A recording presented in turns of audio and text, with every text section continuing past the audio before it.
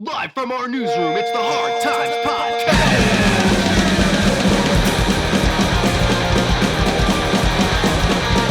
With Bill Conway and Matt Sankum.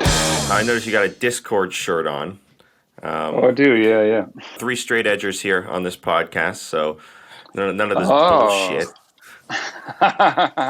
3 adult straight edge people. I mean, I know, you what know, are the chances? it's Who wants to tell a wild story? You know, like. I think they call it. I went to bed at 9:15 last night. Yeah, totally. Yeah, it's not often that I meet an adult straight edger. That's for sure. So I'm turning 30. All of my straight edge friends are no longer straight edge. I still like it, you know. I'm still into it. I still think it's the way to go. But you start to feel more and more disconnected. If you wait till 40, all your friends become sober. Well, I'm 37. Oh, okay, all right. Yeah, so I've got the sober friends. I got a lot of sober friends that are now like, hey, you want to hang out now that we both don't drink? I'm like, yeah, sure, man. Totally, you know? yeah. Or you have people who like they get sober, and then which is a good thing for them, and then they come to you like, cool, what do we do now? And it's like, well, exactly. I haven't been like secretly living this like incredibly amazing life minus alcohol. Like it's like I have like this door to like Willy Wonka's world. Like, oh, well, come with me now that you're sober. Like, let's go see all this stuff. It's like, no, I do a lot of the same things, a lot of the same experiences. I just can wake up tomorrow morning for the most part. They also want to hang out really intensely, really rapidly. Like, what are you doing in like 2 hours? Because I'm trying to hang out. I'm trying to hang out with more people who don't drink. And then it's like next day. Hey man, let's hang out. Hey, let's hang out. It's like, dude, oh come on. I got to go to work. I can't just be hanging out with people who are trying to get off booze. Oh, I'm glad that you guys have some of these problems too. I've been doing stand-up for about 10 years, and there's a lot of stand-up comedy shows that people book for, like, sober groups and sober... So the people that are booked are all, like, sober comedians, and I'll get asked to do these shows, like, hey, Bill, you're sober. Would you do this show? And it's like, well, technically, yes, I am sober, but I am not, like, in sober in that way. I'm straight edge, so I don't drink. So I don't know if I'd actually have the... going there to this group of people who might laugh at related, like, oh yeah, remember getting blackout drunk? It's like, I'm just going to go and be like, oh, you guys couldn't handle your booze, huh? Or something like that. Like, I'd be insensitive to them. It would not, I'm not the right fit, the straight edge comedian on a sober show, because I don't have that recovery aspect of it. Matt and I both have never had a sip of alcohol. We're just, we're really on the far end of straight edge. Yeah, the non-drinking world is definitely, like, I feel like as many ways as you could possibly end up here, those are the stories you hear. Like, everyone has some different version or story or motivation. It's not all the same. Like, for some people it's moral, for some people it's political, for some people it's, like they had a problem with it. For some people it's, their family or their friends or, something really kind of like shocked them out of it. And so, yeah, like if nothing else, I feel like there's the variety of it all. You will meet interesting people, who have made this decision in their life. And for some people it's more active and some people it's more passive, so it's all over the spectrum.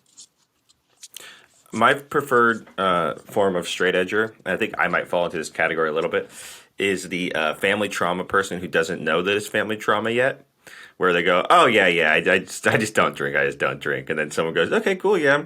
What does your mom do for a living? And you're like, well, my mom killed my dad in a drunken rage, and she's in jail now. You're like, okay, I think those two things might be connected.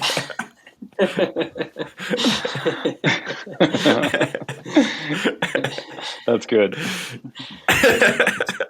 I think it was Bill was asking me, like, because when I was like 14, 15, I would just be like, oh yeah, no, I just don't like to drink. I just don't like to drink. And then I got older and I started realizing, oh, okay, yeah, maybe I had a reason to react to some of those things. Yeah, I'm trying to break a cycle here.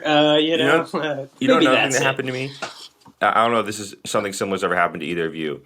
Is I was dating a woman once, and her stepdad saw a picture of me on Instagram with like X's on my hands, and I think I was like on stage or something like that, and it was like an action sort of picture.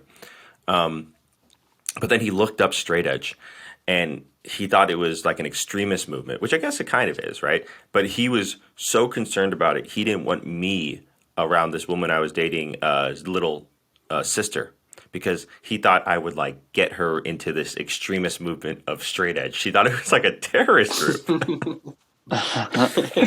It's probably the most cool I've ever felt being straight edge. Yeah, straight edge definitely like it, especially for people outside of like a punk and hardcore scene. Like if you're inside a punk and hardcore scene, then we've created this thing called straight edge. We've like put it in a box, we've given it a label, and it helped people understand it, right?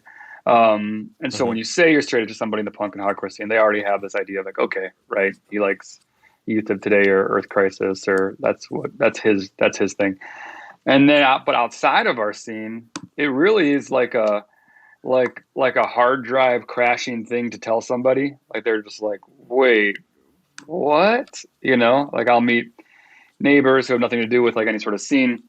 Somebody will come up. It's like, well, I don't drink, and it's like, oh, okay. And well, I don't smoke. I don't do drugs. Okay. Well, let's go barbecue. And it's like, well, I don't eat meat either. And then finally they're just like, wait, what religion is this? Like, what? Can you just tell me what we're talking about here? Like, is this Jehovah's Witness? I'm not familiar with all these things.